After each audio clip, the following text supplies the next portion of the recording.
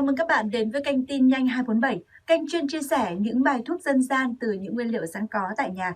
Mình hy vọng là những thông tin trong video sẽ giúp ích cho các bạn trong công việc chăm sóc sức khỏe cho bạn và gia đình bạn.